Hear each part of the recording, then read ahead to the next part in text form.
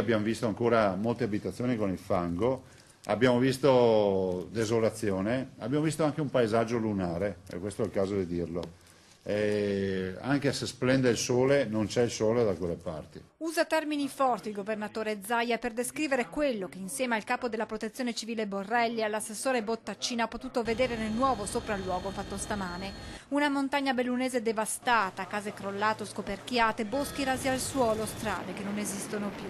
Una montagna che ha bisogno dell'aiuto di tutti. Ieri il presidente del Veneto ha parlato con il premier Giuseppe Conte durante una lunga telefonata e dal governo arrivano rassicurazioni. Il Presidente del Consiglio mi ha detto che in settimana comunque ci saranno i primi provvedimenti. In settimana dovrebbe esserci, appunto, in occasione del Consiglio dei Ministri, già dovrebbero esserci le prime decisioni e le prime posizioni da parte del Consiglio dei Ministri. Almeno 1,5 miliardi i danni nella nostra regione. C'è bisogno di intervenire subito, dice Zaia. La montagna deve rialzarsi e tornare come prima, anzi meglio. Aiuti che potranno arrivare anche dai cittadini attraverso il conto corrente della regione e con il numero solidale che sarà attivato dalla mezzanotte di sabato. Voglio intasamento dei messaggi.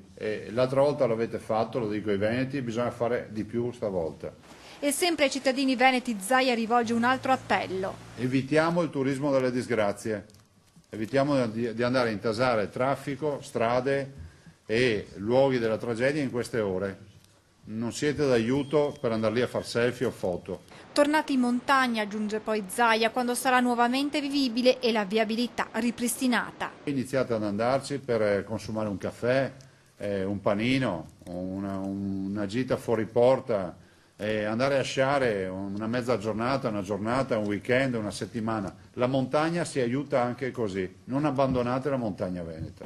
Perché, conclude Zaia, non deve passare il messaggio che sulla montagna bellunese non valga più la pena andarci perché non c'è più nulla.